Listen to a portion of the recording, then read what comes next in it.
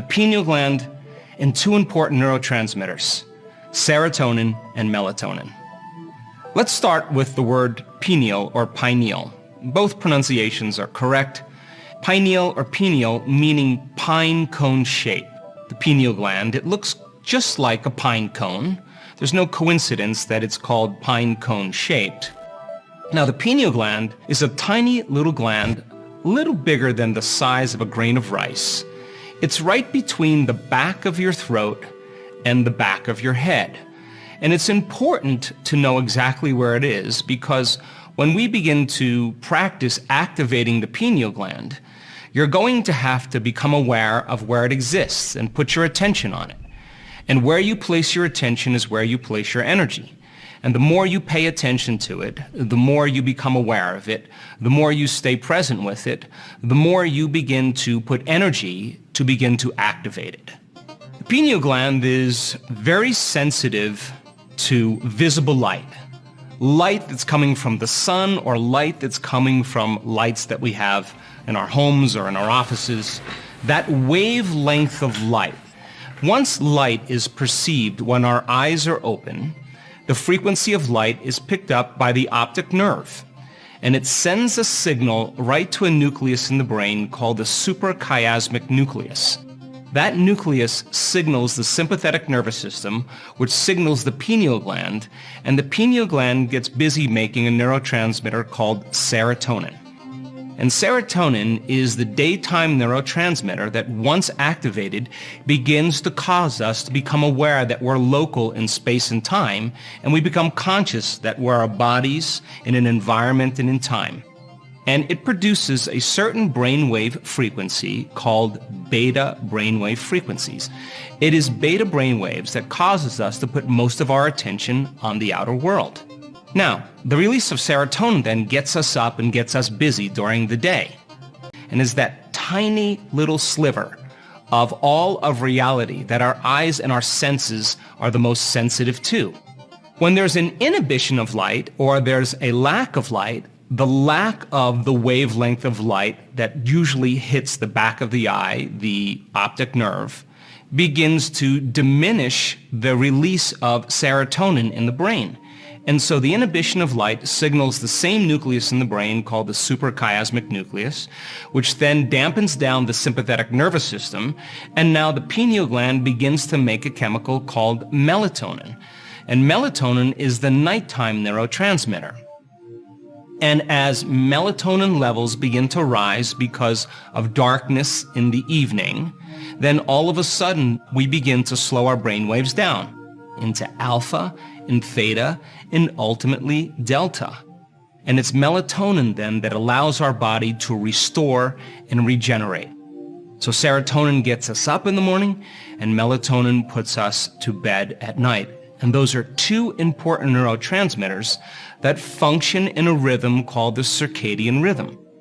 And when you live in a certain environment, in a certain place in the world, and as the sun comes up and the sun goes down, your brain chemistry becomes entrained to light.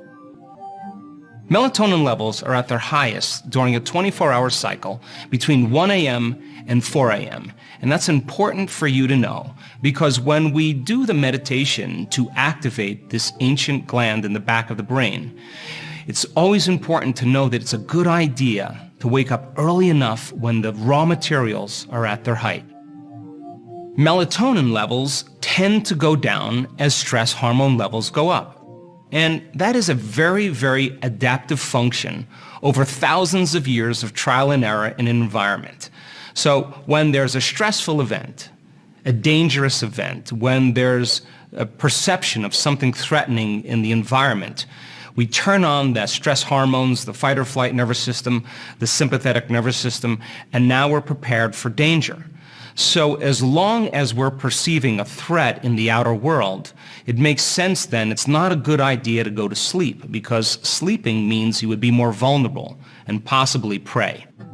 So as melatonin levels go down, as stress hormones go up, our sleep patterns are interrupted because the very raw material that causes us to sleep is diminished. Now, as stress levels go down and we're out of survival, out of emergency mode, then melatonin levels go up and the body can restore, regenerate, and repair. Now, melatonin, the research on it has been profoundly interesting because there's so many important biological processes that melatonin is involved in. Melatonin promotes DNA repair and replication. It stops cortisol oversecretion in response to stress. In other words, if your melatonin levels begin to go up, your stress hormone levels go down, and a little administration or a little addition of melatonin sometimes is enough to jumpstart us to move into restorative sleep. It also improved carbohydrate metabolism. Now, this is an interesting concept because in antiquity, when we were stressed or living in survival, many times it meant famine or the lack of food. So when the survival gene is switched on, all of a sudden now the body's going to take carbohydrates and store them as fats so that we have a reserve of energy in the body. So people who are constantly under stress always are taking carbohydrates and storing them as fats. Melatonin tends to break that cycle. It lowers triglyceride levels. It inhibited atherosclerosis or hardening of the arteries. It heightens both cellular and metabolic immune responses. It decreased certain tumor developments in laboratory animals. In certain laboratory animals, it increased lifespan by 25%. It has a very important neuroprotective role in the brain. It increases REM sleep. It is an important free radical scavenger and antioxidant. Now, antioxidant means anti-cancer, anti-aging, anti-heart disease, anti-stroke, anti-neurodegenerative, anti-inflammatory, antimicrobial. Now, I want you to remember these important points about melatonin because melatonin is essential for our bodies to repair and regenerate. This is the ancient symbol from the Egyptian culture called the Eye of Horus. Next to it, this is what's called a sagittal section of the brain. Now, if you took the two halves of the brain and you divided them right down the middle and you pulled them apart, you would be looking at a side view of the brain. And there's a very striking resemblance between the limbic brain, the seat of the autonomic nervous system, and the Eye of Horus. And it's important for you to understand that this represents some type of inner vision. Pineal gland has been known to be called the third eye because once it's stimulated and activated to the next level, it gives us profound inner vision. This is called Fibonacci's constant or the golden mean. If you were to follow that golden mean right around the circumference of the brain, it would wind up at the exact spot of where the pineal gland exists in the brain. And many different things in nature, from the universe to seashells to the inner shape of a flower, all represent this golden mean pattern. Now, the pineal gland has a simple vein, artery, and nerve moving in and a vein, artery, and nerve moving out, and it has a very rich and dense blood supply. The pineal gland is a neuroendocrine transducer secreting melatonin, responsible for the physiological circadian rhythm control. A new form of biomineralization has been studied in the human pineal gland. It consists of small crystals that are less than 20 microns in length. These crystals could be responsible for an electromechanical biological transduction mechanism in the pineal gland.